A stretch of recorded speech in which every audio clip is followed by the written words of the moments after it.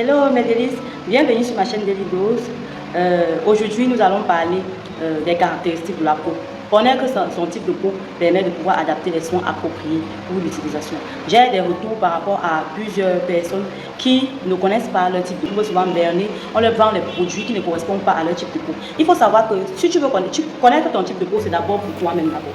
Parce que si tu ne connais pas ton type de peau, tu vas toujours te retrouver, on va toujours te tromper. Puisque les gens qui sont autour de toi veulent vendre les produits, ils vont toujours te vendre quelque chose, peu importe, ils vont te vendre. Donc, il est important pour toi de savoir quel est...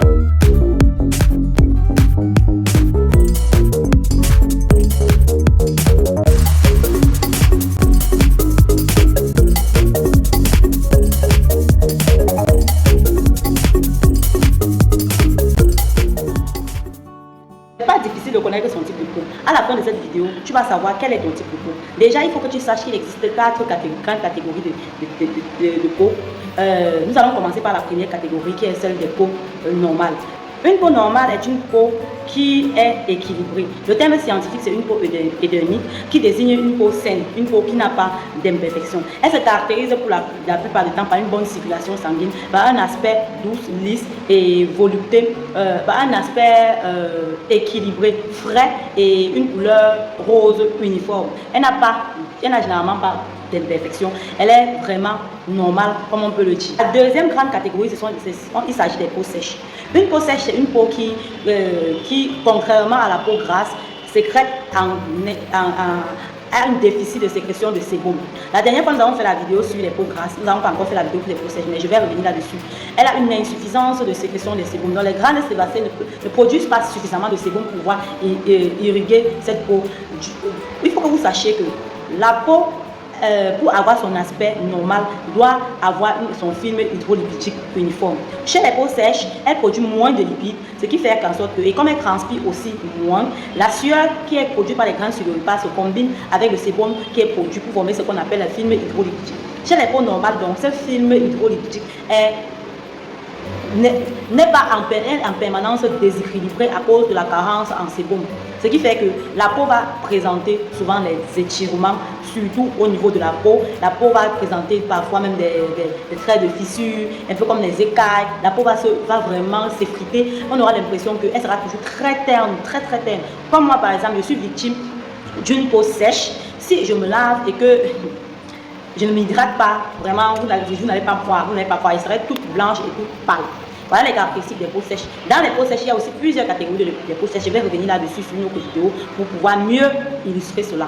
La peau grasse, quant à elle, nous avons déjà parlé de la peau grasse et de comment en prendre soin. Je vais vous mettre le lien dans la description. Comme ça, vous pouvez avoir accès directement à la vidéo.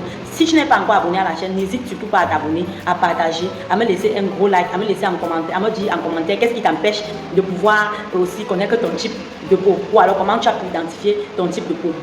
Pour ce qui est des peaux grasses, les peaux grasses sont des peaux qui présentent une sécrétion excessive de sébum. Ce qui fait qu'elle va se retrouver à produire, à être en surproduction.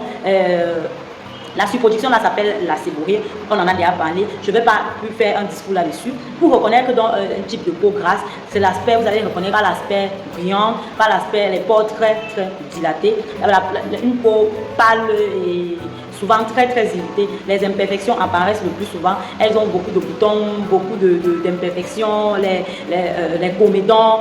Vraiment, la peau grasse est la peau la plus alarmée par les problèmes d'imperfection de la peau. La quatrième catégorie, ce sont les peaux mixtes.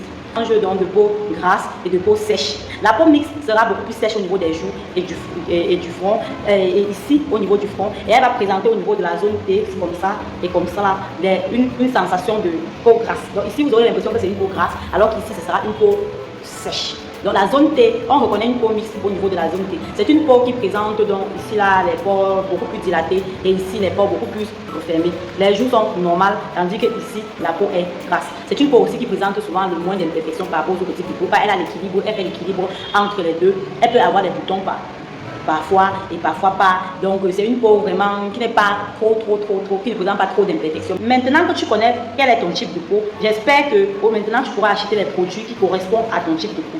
Et aussi, pour pouvoir identifier quel est ton type de peau, il y a les éléments qui sont aussi simples. Voici une petite recette de grammaire. Pour connaître quel est ton type de peau, lorsque tu finis de te laver, tu ne t'hydrates pas la peau. Donc, communément, on ne met pas ton lait de toilette, ton lait corporel, ta crème de visage, tu ne la mets pas. Tu vas attendre au moins ces 30 minutes. Si ta peau commence à sécher et devient blanche et pâle, sache que tu as une peau sèche.